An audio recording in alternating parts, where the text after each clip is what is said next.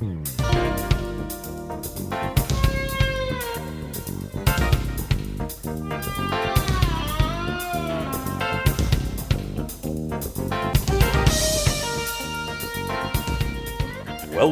to the More Perfect Union, the podcast that offers real debate without the hate. I'm Kevin Kelton, and tonight we have a very special More Perfect Union podcast because we are doing a mock jury deliberation of the Trump trial that is currently going on in New York in Manhattan. Tonight we have about 10 people here that are going to serve as our jurors, and we are going to listen to them as they deliberate as if they were the real jury in New York based on the facts and evidence as they know it. So before we get to them, let me of course introduce my compadres here, Rebecca Kushmider. Hello there, and this evening I will be playing the role of a prosecuting attorney, which I believe is a reference to First Wives Club, where Goldie Hawn's character said you start out as babe, district attorney, and dead, and that is an actress's career. We'll explain that in a minute, and Greg Matusak is here. I had a ridiculously busy week this week. I had applied to be the Libertarian candidate, and I got almost as many votes as RFK and Donald Trump. So, And DJ McGuire. Good evening, everyone. I will be playing his honor tonight. Okay, so let me again explain what we're doing here. As we do this podcast, the actual jury in the Trump trial in New York has not gotten the case yet. They are still listening to closing arguments. But we thought it would be interesting to have our own mock jury to get inside a jury room and see how regular people would evaluate the evidence as they know it and then come to some kind of a verdict or come to, whatever decision they come to. Now, we couldn't get 12 people tonight, so we have 10 people on this particular jury, but we're going to use that as a full jury box in our case. So with that in mind, DJ is going to be the judge and give jury instructions. Rebecca is going to be the prosecuting attorney if we ever need to go to her for specifics on her case. Greg Matusak will be playing the role of the defense attorney. So getting into it now, what we're going to do is pretend that this is like the final moments of court. DJ is going to read a short, what we're calling jury instructions, and then we're going to retire to our deliberations. So with that, I turn this over to Judge McGuire. Ladies, gentlemen, and non-binaries of the jury, I remind you that your purpose here is to evaluate the trial evidence as you know it and come to a verdict. You are not here to vote for president. You are not here to make a political statement. This is not a partisan exercise to prove a point. You are to deliberate with each other openly and in good faith. Be as passionate as you like, but please keep it calm and civil, even and especially if your individual thoughts are challenged by others. I also direct you not to consider anything but the evidence as you know it. Your opinions on whether this case should or shouldn't have been brought are irrelevant. That is not the role of a petit jury. Your role is to weigh the evidence presented and nothing else. Not expert opinions you've heard on TV, not expert opinions you've heard on a podcast, no matter how brilliant. Deliberate fairly and objectively, deliberate on the evidence, and I wish you the best of luck. So we are now in the jury room. I'm going to serve as the foreperson. Okay, the first witness for the prosecution was a man named David Pecker. He's the publisher of the National Enquirer, and the basic points that he testified to were that he told Donald Trump and Michael Cohen that he would be their eyes and ears of the campaign. He planted and embellished false stories about Trump's campaign opponents in the National Enquirer. He published stories at Trump's behest about Ted Cruz, Marco Rubio, Ben Carson, and of course, Hillary Clinton. And he testified that he ran and approved what they call catch and kill schemes on Karen McDougal, who was the other woman that Trump is alleged to have had an affair with, and on a doorman at Trump Tower, who there was a scandalous story about. And with the knowledge and approval of Donald Trump, David Pecker said that he purchased those stories with the express intent of not publishing them and having the people sign an NDA so they could never talk about these scandals. So with that, does anybody have anything they want to say about David Pecker's testimony? I just have a question. Didn't he wasn't there testimony that he had a meeting with Trump about this? That he would be the eyes and the ears? I remember Yes. something. Okay, so he actually had like a face-to-face meeting with him. To my understanding, yes. Does anybody else have any thoughts on that? As I listened to Mr. Pecker testify, I wasn't sure why he was there, and I still don't know why. And some clarification would be helpful. I believe my opinion as a juror is he was there to, one, establish that the Trump campaign was worried about these various scandal stories, that they were trying to suppress them, that he actively worked with Cohen and Trump to suppress the Karen McDougal story. I assume everybody knows who that is. And that my understanding of the testimony is they wanted him to do the same thing with Stormy Daniels, but Pecker had already laid out $130,000 for Karen McDougal. He balked at doing it again.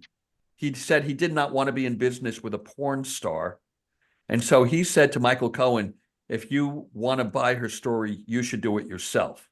So that was sort of the impetus of where I want to use the right word here, the plan went between Donald Trump. Conspiracy? Can we say it was a conspiracy? Well, okay, we can use that phrase.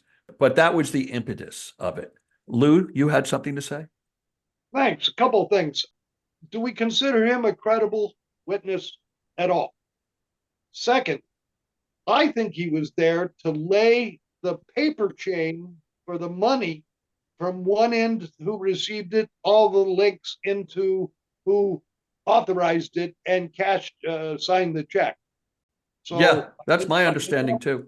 End up at the same place as I started. Do we believe Mr. Pecker is a credible witness?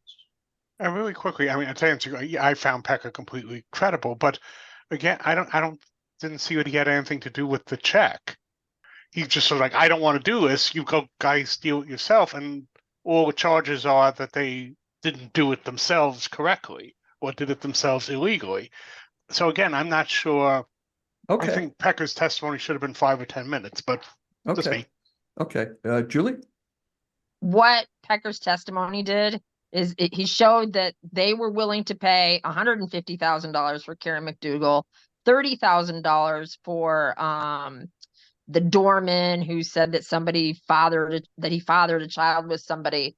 And what he actually testified to is that he wouldn't pay for Stormy Daniels' silence because Trump had never paid him for the other stories. He actually didn't have anything to do with the checks or any of that. Other witnesses were put on to show that it came out of accounts and that Trump signed it. He was more of to show that Trump was willing to pay to stop these things from affecting his campaign. And that's what he testified to. Right. Yep. And I want to add one more clarification. Another thing that was important about Mr. Pecker's testimony is he establishes from his testimony that they were interested in suppressing all of this evidence, not because of Donald Trump's embarrassment or getting into hot water with his wife, but that this was explicitly to help his presidential campaign. And that's a key point that we're going to come back to later on. Erica, you had a question? Well, I was going to say the other thing I think it helped establish was that Trump was involved in knowing the process in these first two cases. And the defense wants us to believe that he knew nothing about the Stormy Daniels thing, which seems a little harder to believe because they pretty clearly established he knew about the Karen McDougal story and the doorman story. So it seems makes it harder to believe he didn't know about the Stormy Daniels payment when it came later. So let's move on to some of the other testimony so we don't spend too much time on Mr. Pecker. The next witness was a woman named Rona Graff. She is or was Donald Trump's secretary. Her testimony, which was brief, was that she remembers seeing Stormy Daniels in Trump Tower and knew who she was. And she testified that Trump and Melania had a warm relationship and that Trump respected his wife's opinion and respected their marriage. Those were the two takeaways that I thought were important. Does anybody have anything they want to add on that? I just have a question. Yeah. When did she see Stormy at Trump Tower? She testified that she wasn't sure, but she had a vague memory of seeing her sometime before the presidential election on the 26th floor of Trump Tower. And at some point, she was there to discuss being on The Celebrity Apprentice. Because there was a contention, and this is an important point. There was a contention in the opening statements made by the defense that Donald Trump maintains that there was never a sexual relationship between Stormy Daniels, that he didn't know who this woman was. But the reason why I asked that question is like, when was the affair? Like, what year was it? Like 2005, 2006? Yes. 2006. 2006. Okay. Okay. Yes. So 10 years later. Okay. Yeah. I'm just trying to get it clear in my head. Okay. To give Graf, at her word, and say that, let's say Trump did respect his marriage with Melania, that does speak to his claim that I was doing it to protect my marriage. I think something came out later that a lot of stuff came out later that it was clearly the election, because it was, maybe that's part of it, but also more of the election, including, I really hope that this would come out after. Let's delay the payment till after. You keep hearing after. So it kind of makes, his love for his wife kind of fall into the background. And both can be true, but we're here to prove that the second part is true. Yes? The stuff about his respecting his wife is irrelevant. He may have respected her and still had an affair with Stormy Daniels and want to cover it up. And the reason for covering it up was brought up specifically. That's why they brought Hope Hicks into the mix. And Hope Hicks testified under oath that everything that was done at that period of time, everything was aimed at getting Donald Trump elected. It's subjective anyway, right? Like, I don't really care if she thinks something or whatever. I mean, I don't know what that word even means, respect. So to me, it's kind of like it's an opinion of hers that I don't really need to pay attention to. Okay, I'm building an argument here. Did we agree that we thought Mr. Pecker was credible? I did. Anybody else? Yep. Yeah. I did. Sure. I did. I did. Yeah. Then same question for this lady. I think in the end, the two things that are named are the damning evidence. She saw Stormy Daniels in Trump Tower 10 years later. That acknowledges the relationship. It might not have been 10 years later. I might have misspoke on that, Okay, but but it's sometime maybe- after the alleged sexual encounter. Right. I thought that it was 2016. Yeah. Oh. Okay. It might have been. I'm not sure. I honestly am not sure. And by the way, her Incredible. opinion about whether Donald Trump respected Melania or not is just her opinion. I mean, she wasn't between them Exactly. in their hotel rooms and things. Whether the affair happened or not is completely irrelevant. Doesn't matter at all. Because whether they had the affair or not, they were trying to cover it up. And honestly, to me, it almost speaks more that it was true. If it wasn't true, he'd be less likely to try to cover it up if it was for Melania. Because if it's not true, then there's less reason to cover it up for your wife, versus if it is true, then cover it up for your campaign. So it's definitely that's the other piece I saw there. Lou, you had something you wanted to say? Okay, where I'm going is not to have an argument, it's to build a logical decision. So if witness one was credible, before we leave this point, can we agree this witness was credible, regardless of whether she had a vague notion or we cannot define what she calls respect? Is she credible? All of this goes to building a pattern of behavior and previous acts. The details are pretty much immaterial. What this is going to lead to is a chain for the decision to take place to have a conspiracy to use this election money to pay off a catch and kill story. That's the case. Did they know, did they conspire to use election funds for non-election reasons? It's just a misdemeanor if they file it wrong. But when they do it in the cause of an election, it becomes a felony. and that most of the testimony, as I see it, built a pathway for the conspiracy and the money to travel back and forth between these people. So in the end, from the evidence presented, I think we need to decide as we go along, is each piece of evidence and each witness credible? I found the disagree first two. because other witnesses will lend. So you can't say just from that person testifying that, oh, I've decided that they're credible, and that's actually not how it works in a jury deliberation. I've actually sat on a jury.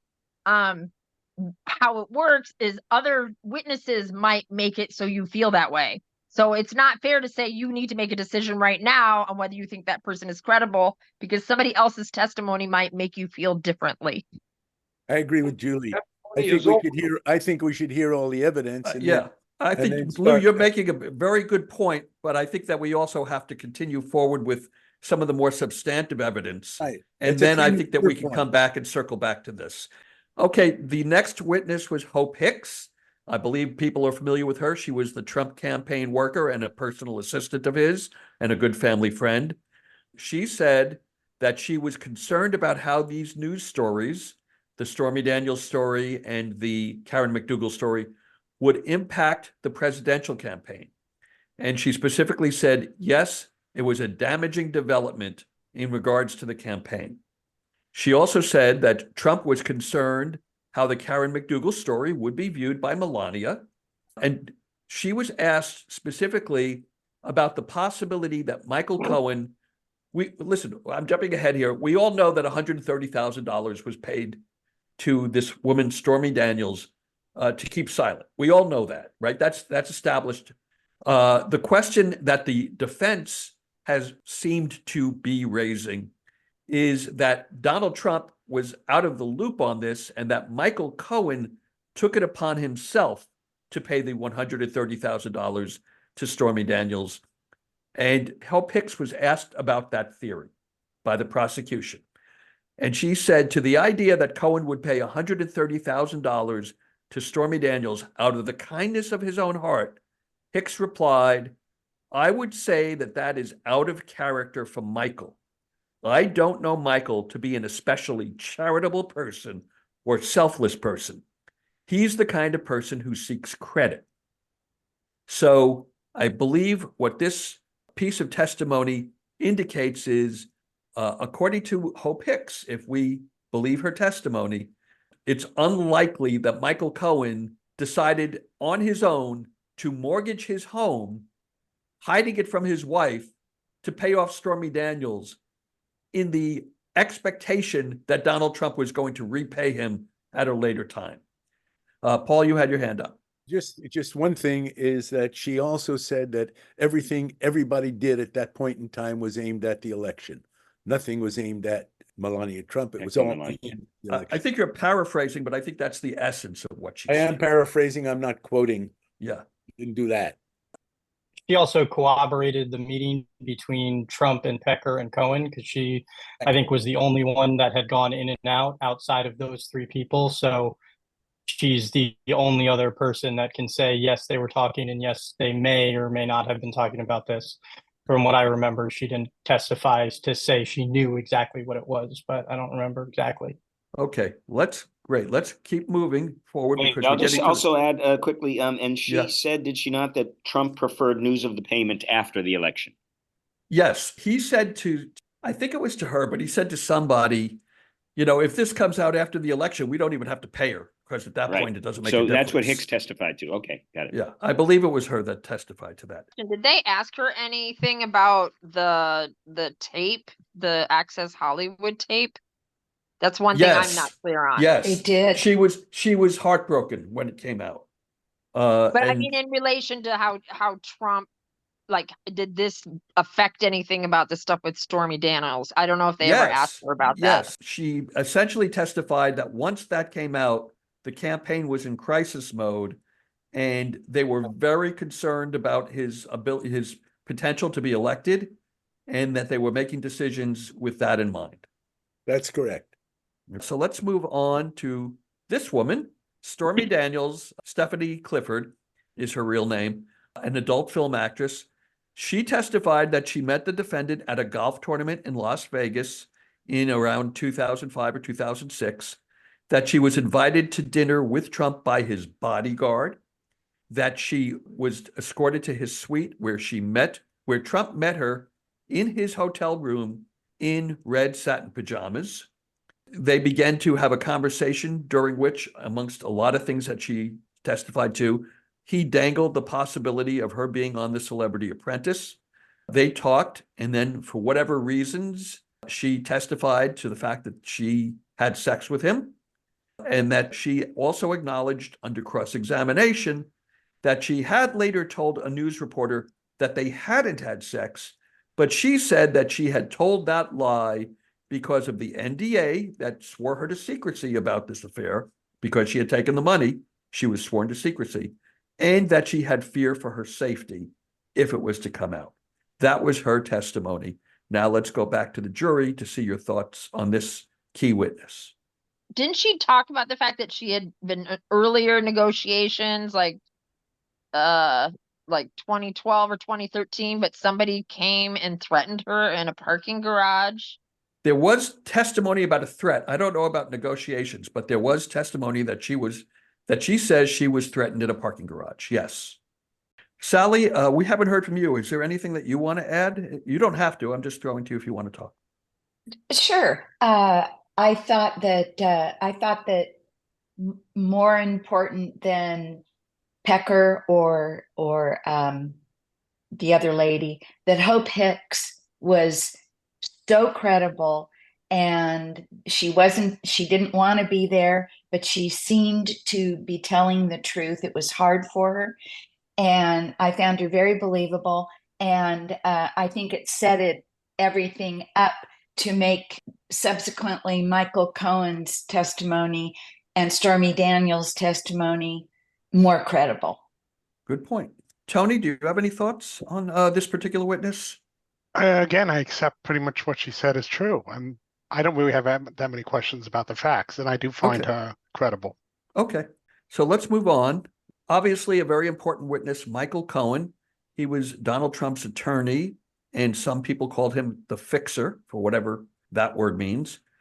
He said that Donald Trump directed him to pay off Stormy Daniels and that Trump approved the reimbursement plan.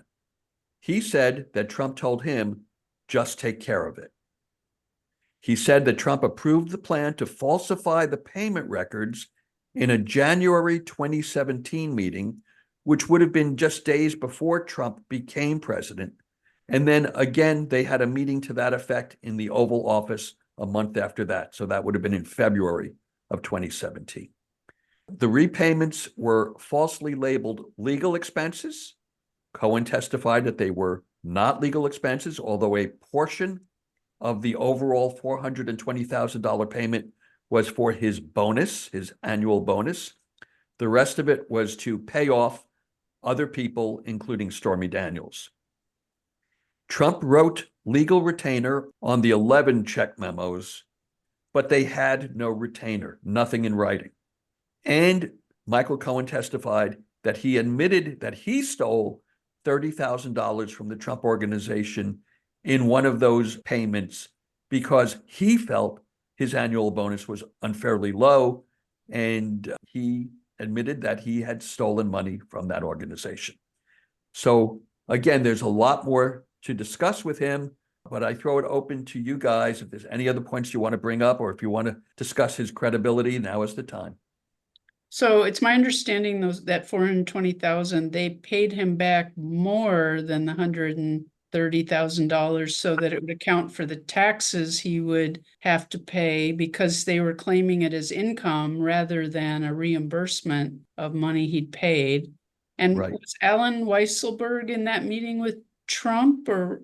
No, he was not in that meeting, but he did. He actually was the architect of the payment plan, and they have a document with his handwriting that says, $130,000 for Stormy Daniels, $50,000 to another company, Redfinch. Then that added up to $180,000. Then they doubled that because Michael Cohen was in the 50% tax bracket. That came to $360,000.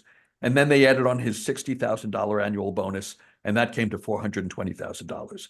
I'd like to make a legal point before you to move on to the next witness to say, do you believe them? Did you think they were credible? Because it builds the chain of evidence. I think this is a question for the judge. Your Honor? The matter of whether or not a witness is credible is to be determined by each and every one of you as individuals and by the 12 of you as a group. It is not for me to decide whether a witness is credible or not. It is for you to decide as members of the jury whether Right. you find a witness credible or whether you don't. Okay, with that in mind, Lou, do you find Michael Cohen credible? On some things, yes. On some things, no. Okay. Anybody else? Andy? There's credibility issues, of course, but the whole thing could reek of credibility issues. But one thing that verifies what Cohen said, what Hope Hicks is actually verifying, and she said he's not the type of guy to, it's out of character for him to do something for himself. And lo and behold, he's taken a little extra money because he's, so he put it up not as some big, to me, as some big scam of like, how can I go to the trouble of getting a little extra money in my Christmas bonus? Oh, first thing, I'll put $130,000 into a porn star payment, and then I'll get an extra 50 grand. That seems to be like a verification, a validation of his character by the fact that he went for more money. So if there was anything like he forgot what exactly, there was a prank caller and there was a couple texts that he thought, oh, I'm talking about this, but it was about the prank call. But for the most part, a lot of this stuff is validated. I mean, we can't look at Weisselberg's testimony, but he is in jail. But outside of that, he's, there's phone records and emails. And then it comes down to the major question: who did this benefit? And then we look at the Weisselberg document. We did see it. Yeah. Right. And I want to point out something. Mhm. Either party, the defense or the prosecution, either party could have called Alan Weisselberg as a witness. Neither chose to. And Weisselberg's document was there as evidence. Nobody questions it. So just so that you know, jury foreman, since I've been a foreman before, if people keep talking about Weisselberg as foreman, you need to tell them to stop talking about Weisselberg. Yeah. He's not relevant. He didn't testify. We can talk about the document that is in evidence. That's all I'm Absolutely. talking But about is the Alan document. Weisselberg himself did not provide any testimony in this case. That's correct. Correct. Yeah. Okay, we're all in agreement on Document that. was, Yeah. Mhm. by the way, the document was declared to be Weisselberg's by a sworn witness who knew his Yes. handwriting. And Yes, that was Right. Right. There's no doubt that Alan Weisselberg wrote out in handwriting the document that outlined the payments. Okay. I think I'd like to say too that I think you'd have to be kind of out of your mind to take out a home equity loan yeah, right. and not tell your wife unless you knew that that money was going to get paid back, or you might end up pretty divorced pretty quickly. Yeah, this is my point as one of the jurors, although I'm not going to vote at the end, but since I'm the foreman, I guess I'm part of the jury. The idea that, I mean, listen, everyone in the world knows that Donald Trump has some reputation for not even paying back people that worked for him, that he has either scammed people out of money entirely or he pressures them to reduce the payments that he owes them. I take that as a fact. You do what you will with it. The idea that Michael Cohen, who knew Donald Trump as well as anybody outside of his family, would take the risk and shelling out $130,000 on the expectation that he was going to get fully reimbursed, that to me makes that line of thought less credible. That's my point. Anybody else have anything they want to say about Michael Cohen, about his credibility, about how he impacts the greater case? I just wanted to say, like, when you're at a case like this, when you're looking at it, these are the people that he surrounded himself with. There's no easy person outside of maybe Hope Hicks, if you consider it, that was involved in this, because they've all got crappy histories. They're all liars. They're all horrible people by most accounts. So I think you've got to question whether he feels right now is the right moment to be honest. And seemingly for most of it, he was credible. I mean, he admitted to a couple things he had admitted to at least one thing that could get him thrown in jail. So I have to find him at least somewhat credible. We'll be back with the rest of our jury deliberations right after this.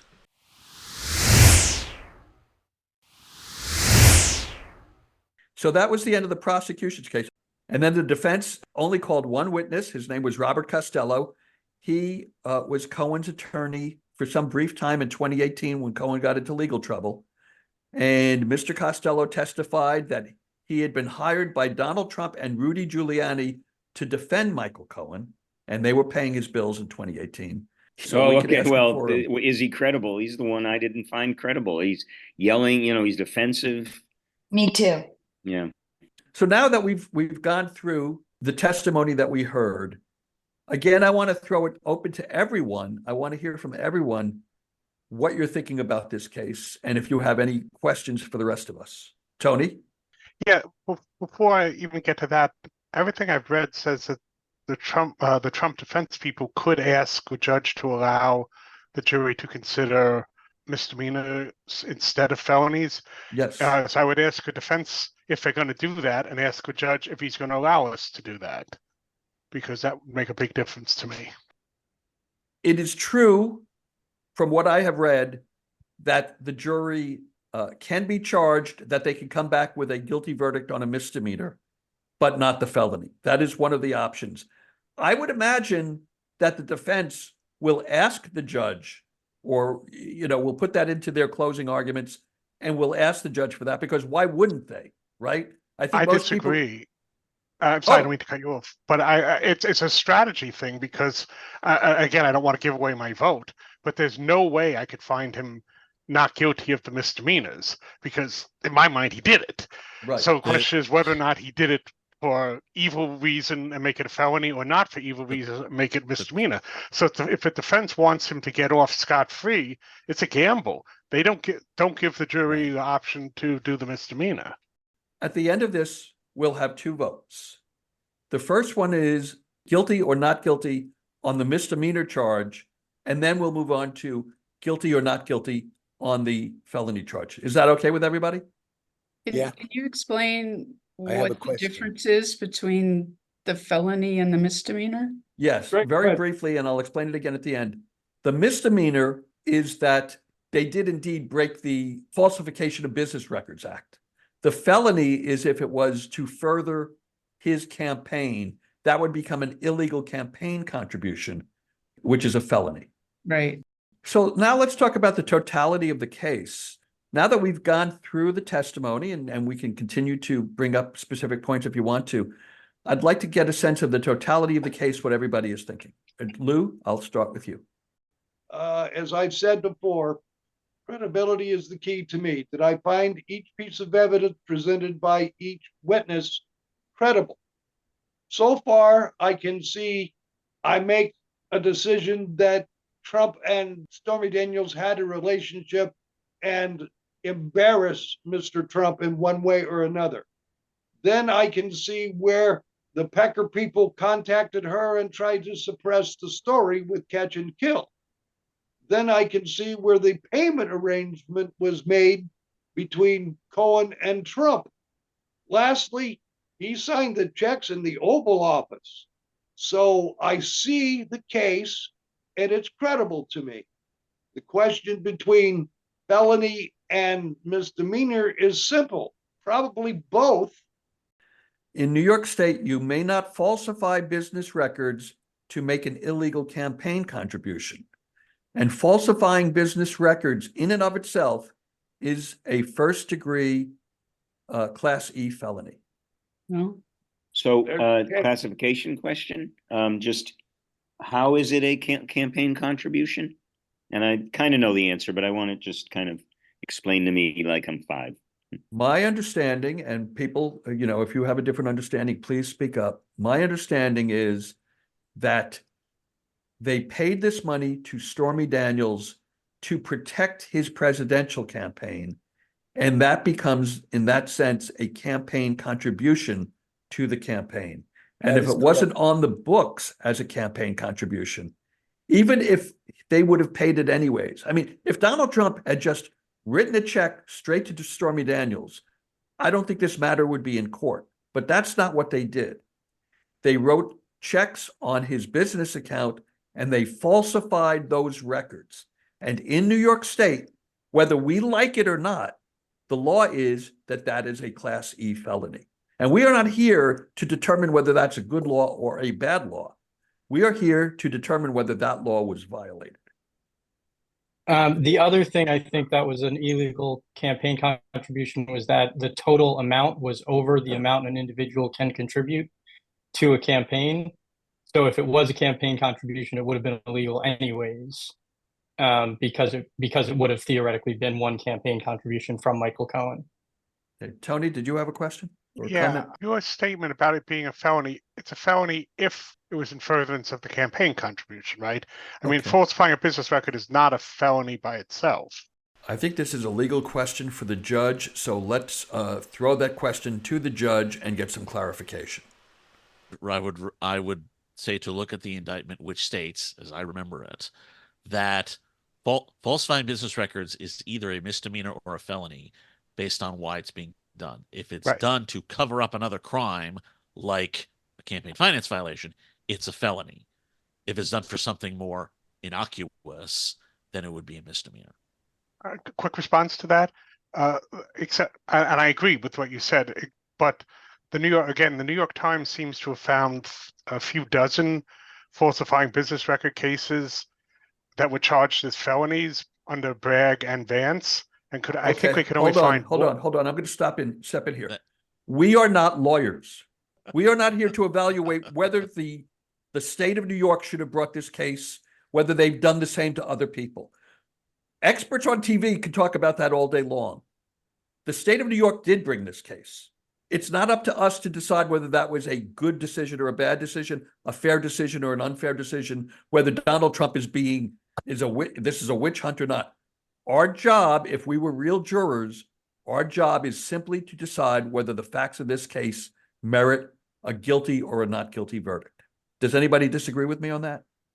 No. Yeah, I kind of do. Go ahead, Tony. Just Go ahead. slightly. Speak which your is, case. I agree. I'm not arguing the stupidity of bringing the case or the non-stupidity. I'm arguing that there's precedent that they always charge, or 99% of the time, charge the other crime along with this. So this leaves the jury in a really, really uncomfortable position because we have to decide on another crime that wasn't argued in front of us. Well, of course, we haven't heard the closing arguments. I think we can assume that the state is going to argue that it was in furtherance of a campaign violation. So why don't we assume that for the sake of this discussion? Because it would seem counterintuitive for them not to. Right, but they didn't argue. But I mean, evidence was sufficient evidence. I don't think was presented on that point. That's fair. But maybe I'm wrong. Okay, that's fair. That's a good point. But Tony, we can't, as jurors, go and do a Google search and see what other cases are. That would be improper. That would be bringing into evidence into the deliberation that we don't have. Right. Okay, so ignore my comment about the New York Times. I'm just sitting there saying, how can I decide this other crime that hasn't been argued sufficiently in front of me? Well, it has been argued. They asked Hope Hicks, did she believe that all of this concern about the Stormy Daniels thing was about the election campaign? And she said yes. Now we can evaluate that and we can believe it or disbelieve it. Now let's clarify one other thing.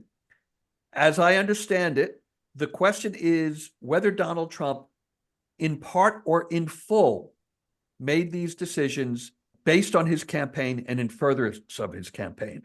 Now, there was some testimony of, well, was he more worried about Melania? Was he more worried about the campaign? As I understand it, it's not an either or. If he was in any part concerned about the campaign, that is the violation. Doesn't matter whether he was also worried about Melania being angry with him. Both can be true at the same time.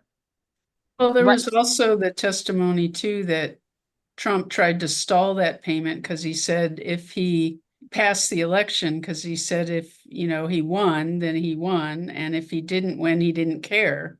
So that sort of goes against the idea that he was that concerned about Melania, because why would he not care if it came out after the election, Correct. On the issue of whether or not it went to campaign, David Pecker said that he was going to be the eyes and the ears for the campaign. Hope Hicks testified that it had something to do with the campaign. Michael Cohen testified that it had something to do with the campaign. So it's not that they never talked about the campaign. And I guess we as jurors have to decide, do we think Pecker was lying about it being about the campaign? Do we think Hope Hicks was lying about it being about the campaign? Do we think Cohen was lying? Do we think, and everybody that the defense put on or the prosecution put on, do we think that they were lying about it being because of the campaign? To me, that's how I look at it. I thought there was a lot of testimony about it being with the campaign. It's just whether we find it credible. Okay, we've been going for a while, so let's see if we're close to any kind of decisions or verdicts here. Is there anyone who doesn't believe that there was a falsification of business records? That's my first question. Is there anyone who doesn't believe that? So can I actually raise one thing on that? Yeah. I thought these were legally found to be falsified because Michael Cohen already went to jail for falsifying them. Well, we don't have that. We don't have that already in front of us. To my knowledge, that has not been entered into evidence that he went to jail for that crime. Therefore, it's proof of something. And if anybody knows differently, please tell me. But I'm just trying to answer that question. Cohen did not testify to the fact about I went to jail. And I don't remember that it was necessarily about these records. I think there was more. I don't know. He was convicted of this charge, but I don't recall that there was ever any testimony elicited from him where he said, hey, that's what I went to jail for. Therefore, he's guilty too if I was guilty. I don't recall that exchange ever coming up. Me either. No. Okay. But let me once again ask, is there anyone here who has problems believing that this scheme happened, that for whatever reason there was an agreement of some sort to pay off Stormy Daniels? And does anybody believe that Donald Trump did not know about this? Does anybody believe that he was totally out of the loop? Okay, I'm going to assume that that means that nobody believes that. Does anyone believe that there was a falsification of records in the payments to Michael Cohen? Yes. Everybody, show of hands if you believe that there was a falsification of records. I need to see 12 hands. 10. Or 10 hands, I should say. There's only 10 jurors. 1, 2, 3, 4, 5, 6, 7, 8, 9, 10. And to help us out, Andy held up 2 hands. I'm two jurors. And so did Tony. Okay. Tony did too. So that gets you to 12.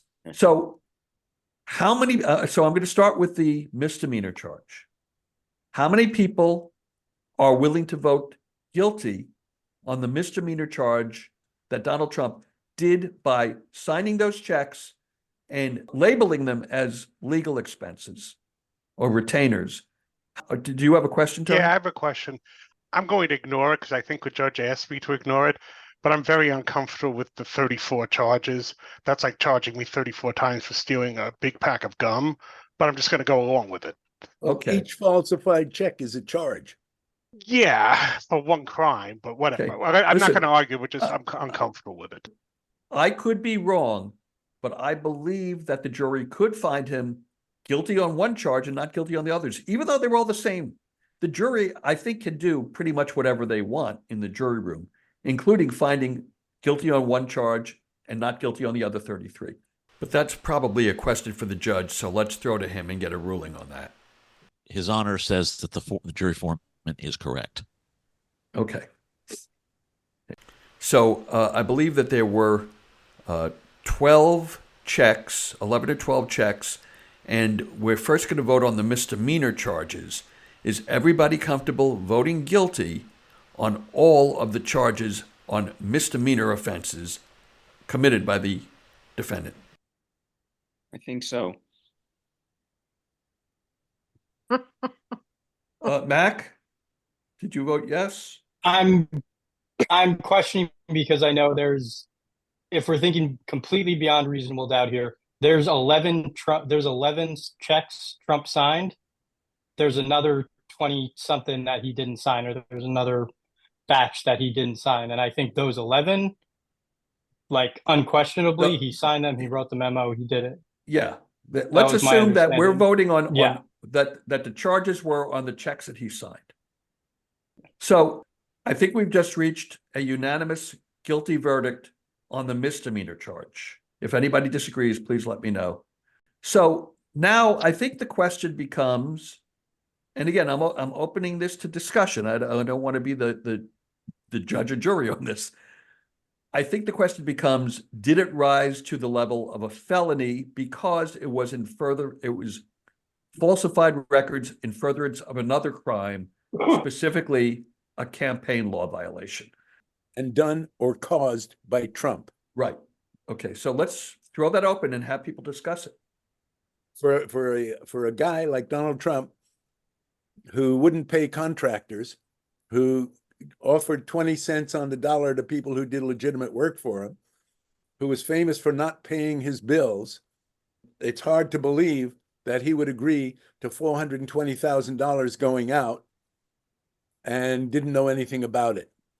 I agree with Paul, but I'll just say that sorry to interrupt. We didn't learn that stuff in the trial, did we? What No. stuff? What did we not learn? That Trump is an asshole. I think we're allowed to act on our life experiences, and that is part of each individual's life experience to come to that conclusion or not. I can't trust any of them, honestly. I don't trust really all of them. But I know that this is the truth because this is what somebody would do. And of course it's a felony because he wouldn't have even done anything or approved any of this crap unless it was going to better his campaign. Okay. You know? Lou, you had a point? In summation, I find that the evidence presented is credible. I don't care about the personalities involved. I'm looking at the law. Don't judge, yes, ye be judged. Here's how I judge. I find the chain of evidence from the conspiracy to the cashing of the checks to the reporting of the checks to be both misdemeanors. It is not automatically a felony to do it, but in the furtherance of a misdemeanor, it becomes a felony. In the furtherance of election, it becomes a felony. Has made their case. The preponderance, well past reasonable doubt to me, says this happened. So I would find him guilty on felony as well as misdemeanor and ask the judge, should we judge the other counts? Okay. Well, before we do that, I want to keep this to jury deliberations for a moment, although that's a good question. I want to make sure that everybody gets a chance to speak. So I'm going to go. Sally, did you have anything you'd like to add? Yes, I believe that the prosecution made their case. I think they laid it out pretty perfectly, and that even incredible people were shown to be credible because they had the evidence to back it up. They corroborated each other without particularly knowing it. They were just testifying. And I found them credible because they had photocopies or pictures of the checks. They even had a recording of Trump chiming in on payment, saying, so we pay it right now. And they said, no. In a conversation with Cohen. Okay. I want to go to Erica and then to Mac. Well, I personally thought they definitely showed he falsified documents. And I think the fact that he had the whole catch and kill scheme going on with David Pecker shows that they were definitely trying to influence the election, and the Stormy Daniels was just an extension of that. So I would say they proved the felony, that it was in furtherance of the campaign. I think they did show it. You know, I don't believe that he would have done all that just for Melania when he said it didn't really matter if he after the election. You know, I think it was all about the election. Okay, thank you. Mac? To me, the biggest question is the alternative is Michael Cohen did this not out of the goodness of his heart, or he thought that doing it, he was going to get credit and he was going to get a place in the White House, whatever. There's a lot of logic leaps you've got to take as to why the hell Michael Cohen did this if it wasn't because of Donald Trump. And given the timing, given everything, I mean, I don't see how you can't think it was at least partially about the election. Okay. Kelly? There's enough evidence for me. That's all I got. There's enough. Yep. And the recordings kind of did it for me as well. That's enough for me. Okay. Mimi? Thanks. I agree with the previous speakers who'd said that the prosecution laid out a very good case, and I agree with that. Trump was fully in the know. Thank you. And Julie? I already stated, I mean, I found Pecker to be very credible. He said that he was the eyes and the ears of the campaign. I don't believe that Cohen would have taken out a second on his house if he didn't expect to be paid back.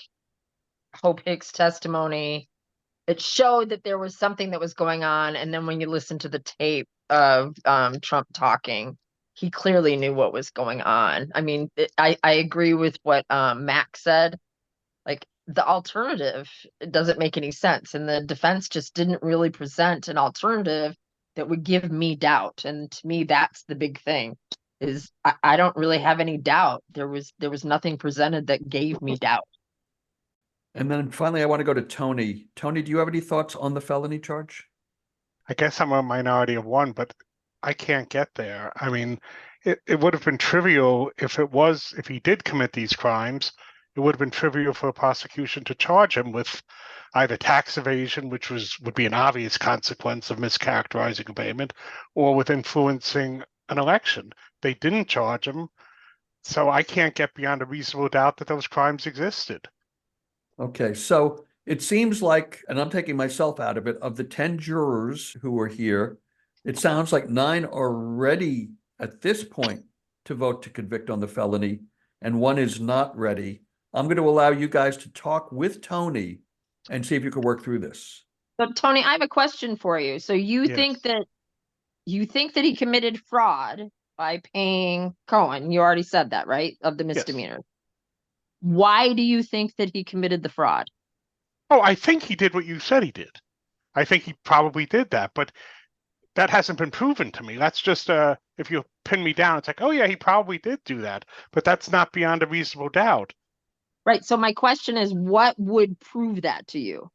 What would they need to present besides the tape recording and that Pecker said that he was doing catch and kill for the campaign and Hope Hicks said it was for the campaign? What else would it take for you to get to the point where I don't think I can, because they should have charged one of the 2 underlying crimes. Why didn't they? One of the crimes you talk about is a federal crime. So this is a state court. Wait, no, there's a federal election interference, but there's also a state election interference. They could have charged him with state election interference, or even much more simply, they could have just charged him with state tax evasion. But he mischaracterized what you're saying is true. He mischaracterized a non-business expense as a deductible business expense. That would have been a slam dunk. But he didn't commit the fraud to evade taxes, and that's what the law, what he's been charged with, is that he committed the fraud in furtherance to cover up a crime. He didn't commit the fraud to cover up tax evasion. Yes. Right, but wait, I mean, I would ask the judge. Sounds like a or, semantic issue. I would ask the judge or Kevin, but I seem to have recalled that in the charging documents, they listed 3 possible crimes: federal election interference, state election interference, and state tax evasion. Those were the 3 things they said he was committing a fraud in furtherance of. Okay, so this is an honest question of interpretation, and DJ is a very knowledgeable person. I'm going to throw to him, and as the judge, and I think we should all honor how he decides we should come to a decision on this point. I have put the charging documents in the chat in case anybody wants to reference those. To summarize, there are 34 counts of falsifying business records in the first degree, and each count is a separate record, and it's not just the checks, it's a number of different types of business records. From count 1, the defendant in the county of New York and elsewhere on or about February 14th, 2017, with the intent to defraud and intent to commit another crime and aid and conceal the commission thereof, made a false entry in the business records of an enterprise, to wit, an invoice from Michael Cohen dated February 14th and marked as a record. And it goes on to detail each of the 34 records, and it indicates that all of those were cover-ups of other crimes not included in this indictment. But does it say what the felony charge is in the charging document? According to a press release from the DA's office at the time of announcing the charges, I believe after the grand jury indictment.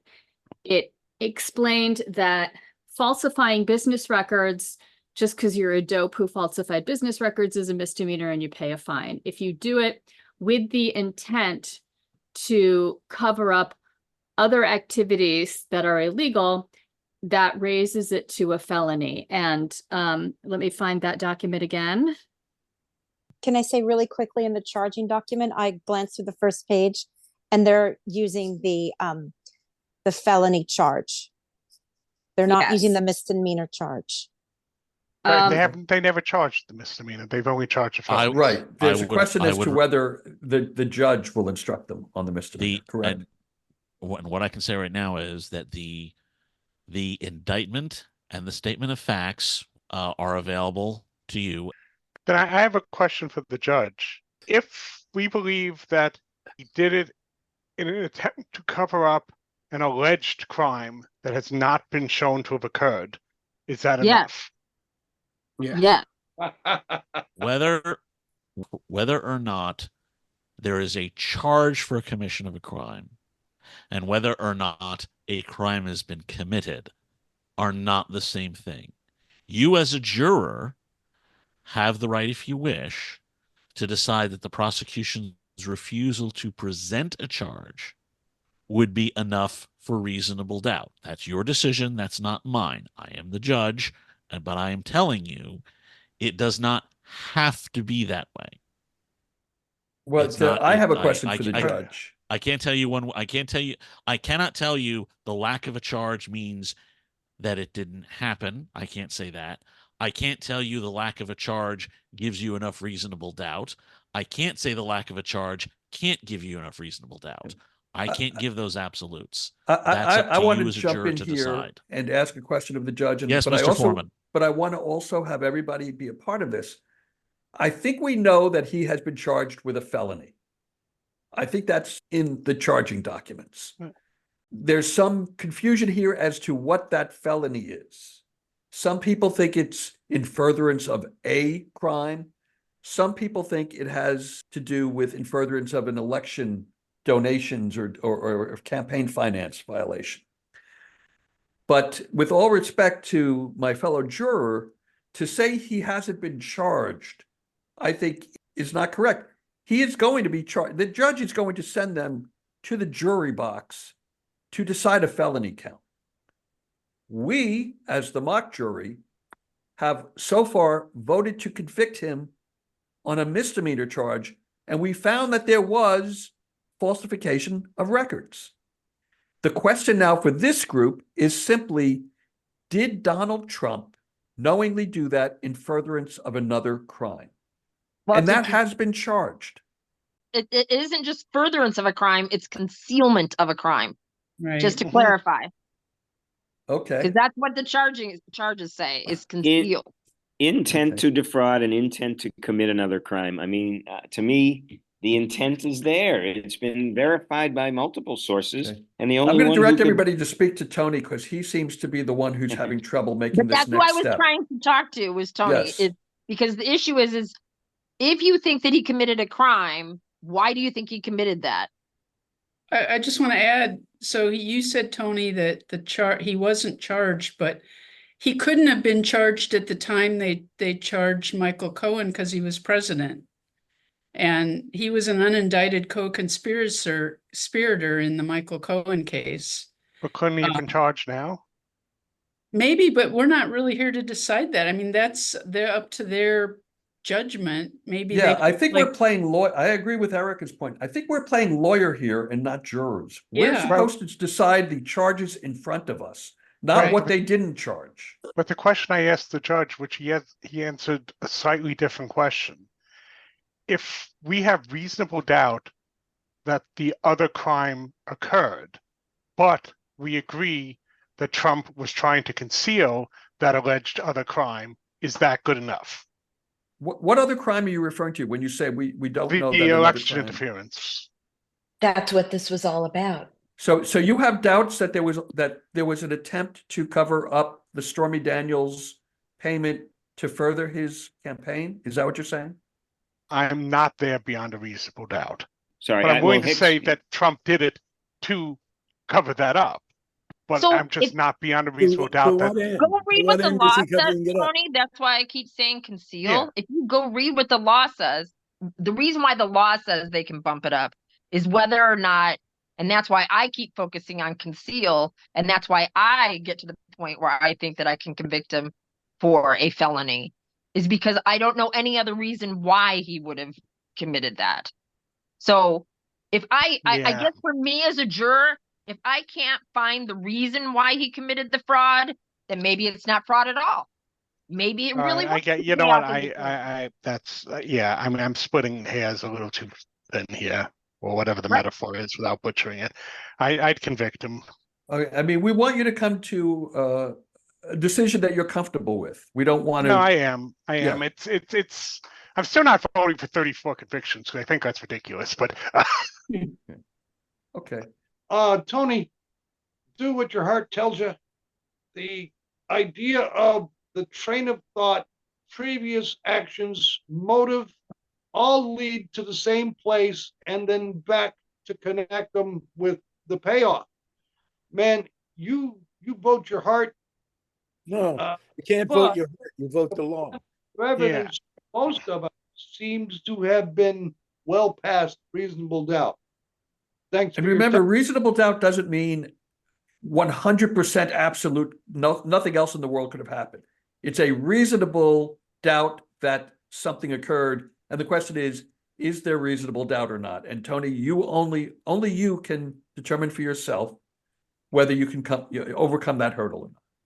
But and it's I've not overcome it the other way. I Okay. believe that Trump intended to cover up a crime, so that's enough for me to vote Okay. guilty. Okay. So on the first count, how many votes do we have for guilty? We had 10. We have 10. Everybody said, okay. Then I'm going to ask, do we have a unanimous jury decision on that on all counts? All hands have gone up. Okay. It looks like, Judge, I think we can report to you that this jury has found the defendant, Donald Trump, to be guilty of 34 felony counts, or however many felony counts he was charged with. And we recommend hanging. I didn't quite go there. I have a request of the judge. And Yes. first, I'd like to say my name's Lou Deck. I'm the comic in red shoes for 45 years. And it would behoove my reputation and resume if you could find me in contempt of court right now, you mean old goat. So I just want to say, Lou is the first juror to go public. He's selling his story on the mass market just to further his comedy career. You have broken the jury secrecy order, and that's enough to find you in contempt, sir. Thank you. Thank you. That's a hell of a resume point. A fake judge on a fake jury during a Zoom call found me in faked contempt. I think we've got a new game show here. Sentencing will take place 2 weeks from now. Court is adjourned.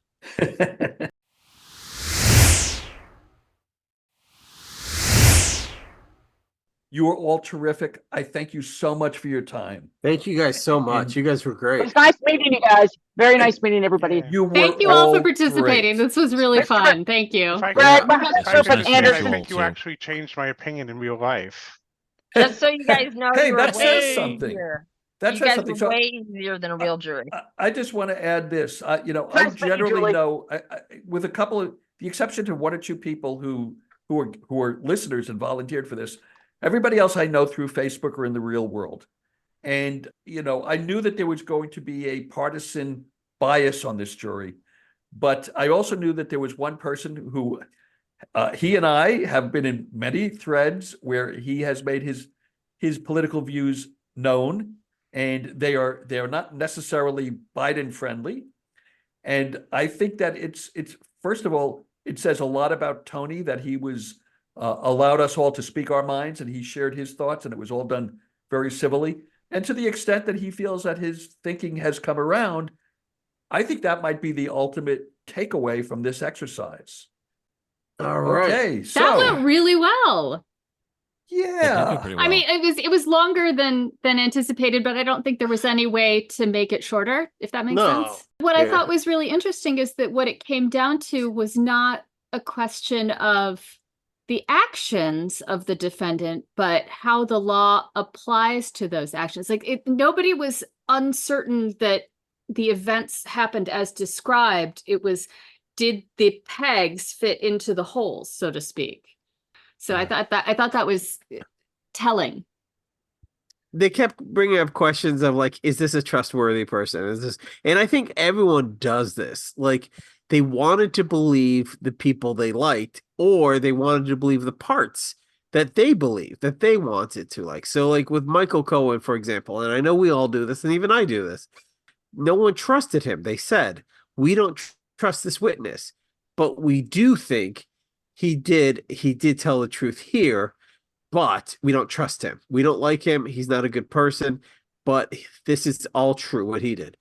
The other guy, Robert Costello, they were like, no, he was just flat out lying, and we don't like him. No, everything, there really is a lot about personality. There really is about veracity and just your own personal biases that come in. Not that our jury wasn't awesome. They were the best jury that we could buy. Well, what? Don't say that.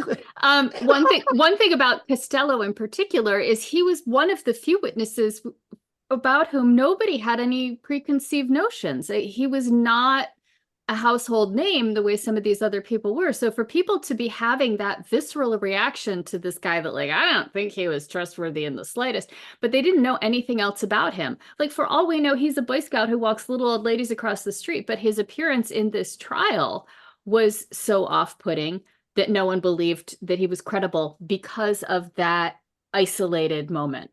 He was proved to be lying by his own emails.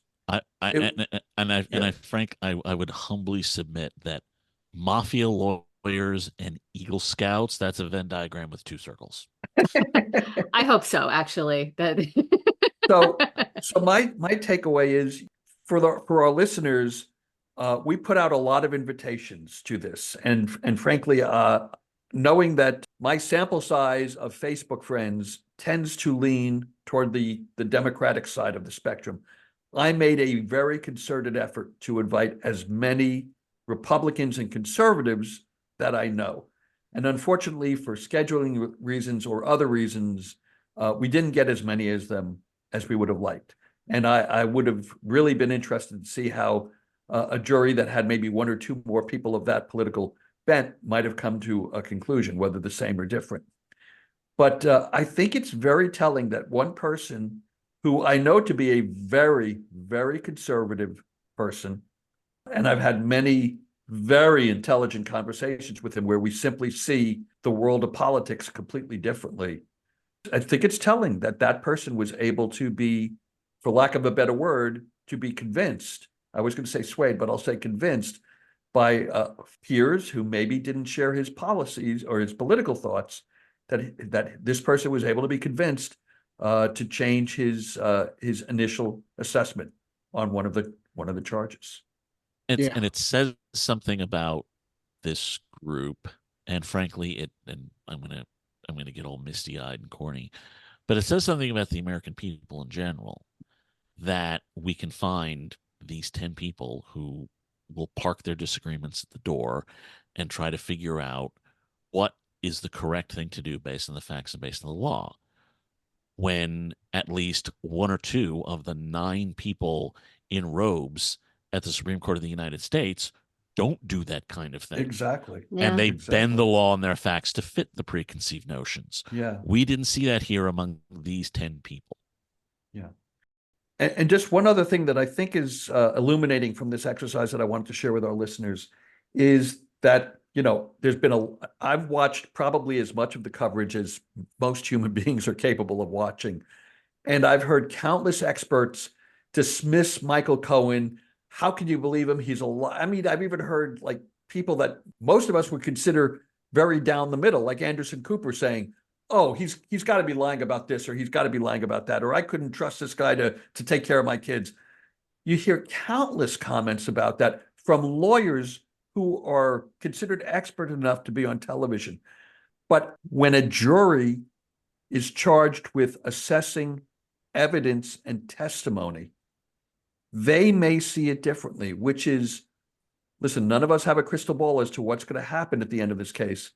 But if the jury convicts on one or more counts, it will be because they did not dismiss Michael Cohen out of hand the way so many legal experts did. And I think it's very sad that the television networks put so many people on the air who were so unprofessional in their assessments. That's my opinion. I think the thing to remember, though, is whether lawyers are Democratic, Republican, liberal, conservative, fascist, non-fascist, Russian assets, real Americans, however you want to describe them, they were either prosecuting attorneys or defense attorneys if they have criminal law experience, and if they don't, they're not going to be put into these panels anyway. And frankly, if someone has been a defense lawyer for 10 to 15 to 20 years, their first instinct is going to be the prosecution's witness is not credible. And I can show how the prosecution's witness is not credible by A, B, C, D, E, F, T, P, whatever the heck it is. They're not going to concern themselves with the politics of it. They're going to say Michael Cohen is not credible because he's a prosecution witness, and prosecution witnesses are not credible because those people are a bunch of lying bastards. That's how defense attorneys think. And frankly, they're proven right far more often than I'm comfortable with.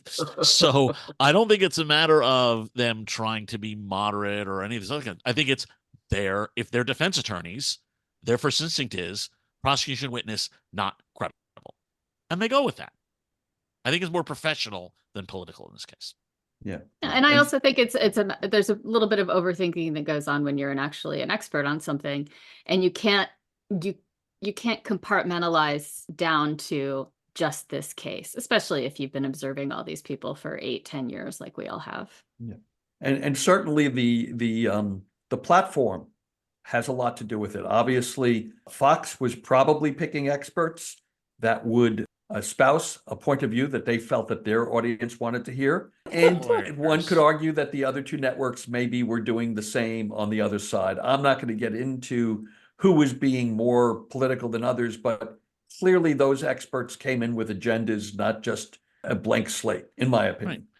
Right. Well, the only crime that we can be guilty of is boring our audience, and we have run longer than we've ever run before. So let's wrap this up. We want to thank our guests. I want to thank each of you for participating. I know it was hard to sometimes sit back and listen. And I want to thank Alan Keeney for the music that we're about to hear. Let's give grace to Alan. And with that.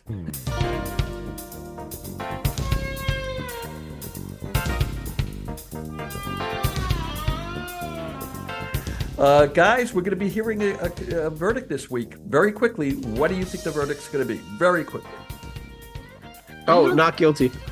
I think it could go either way. I just don't know. That you hear that? You hear that in your voice? That's uncertainty, and because of that, not guilty. Guilty. In New York, mob lawyers lose, and Costello was the mob lawyer here.